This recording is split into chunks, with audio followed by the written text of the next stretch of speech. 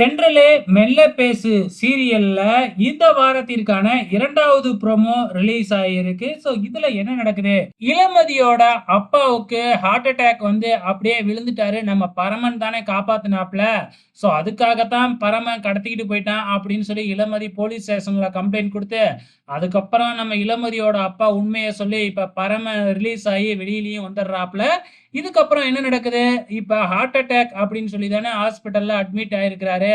உடனடியா ஆப்பரேஷன் பண்ணணும். இல்லன்னா உயிருக்கே ஆபத்து அப்படின்னு டாக்டர் சொல்றாப்ல. பணத்துக்கு ஏற்பாடு பண்ணு அப்படிங்கிற மாதிரி வேறயா சொல்றாங்க. ஏற்கனவே கடன்ல இருக்கிற இளமதி கிட்ட எங்க பணம் இருக்க போகுது?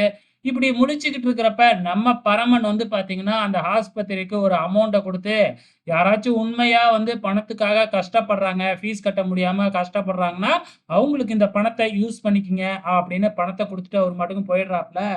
அப்ப இளமதி கிட்ட கூப்ட்டு அங்க இருக்கிற ரிசப்ஷனிஸ்ட் இப்பதான் ஒருத்தரு பணம் குடுத்துட்டு போனாரு. சோ, அவரு மாசம் மாசம் இங்க வந்து பணம் குடுப்பாரு. யாருக்காச்சும் ஃபீஸ் கட்ட முடியலன்னா, அதுக்கு இந்த பணத்த எடுத்து யூஸ் பண்ணிக்கங்கன்னு சொன்னாரு. சோ, இந்த பணத்த நான் உங்க அப்பாவோட ஆப்பரேஷனுக்கு யூஸ் பண்ணிக்கிறோம். அப்படின்னு அங்க இருக்கிற ரிசப்ஷனிஸ்ட் சொல்றாங்க. இத கேட்ட உடனே இளமதிக்கு பயங்கரமான சந்தோஷம். உடனே அவரு யாருன்னு நான் தெரிஞ்சுக்கணுமே அப்படின்னு கேட்க, இப்பதாங்க பணத்த குடுத்துட்டு அந்த காரிடோர் பக்கத்துக்கு போயிருக்கிறாரு. போய் பாருங்க அப்படின்னு சொன்ன உடனே, இளமதி அங்க போறாங்க. அங்க கரெக்ட்டா நம்ம தலைவரு இருக்கிறாப்ல, பரமன் இருக்காப்ல. இருந்தாலும் இளமதி இவன் தான் குடுத்திருப்பான் அப்படிங்கிறது தெரியாது இல்லையா? நம்ம ஒரு நல்லவன பார்க்க வந்தா, இவன் மூஞ்சில முழிக்க வேண்டியதா இருக்கே அப்படின்னு சொல்லிட்டு, திரும்பி போய் பிள்ளையார் சாமி கிட்ட, எனக்கு பணம் குடுத்தவங்க எங்க இருந்தாலும் 100 வருஷம் நல்லா வாழணும் அப்படின்னு சாமி கும்பிட்டுட்டு இருக்கிறாங்க.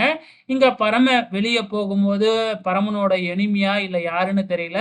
ஸோ வண்டிய ஏத்துற மாதிரி வராங்க. நல்ல வேளை பரமன் எஸ்கேப் ஆயிடுறாப்ல. ஏதோ ஒரு புண்ணியவான் தான், நீ பணத்த இப்ப தானே தியானம் பண்ணுன. ஸோ அதனால தான் அந்த இதுல உன் உயிருக்கு எந்த ப்ராப்ளமும் இல்லாம காப்பாத்தியிருக்கு அப்படின்னு சொல்ற மாதிரி ஒரு டயலாக்க சொல்லியிருக்கிறாங்க. ஸோ வெயிட் பண்ணி பார்க்கலாம். அப்கமிங்ல என்னலாம் நடக்குதுன்னு.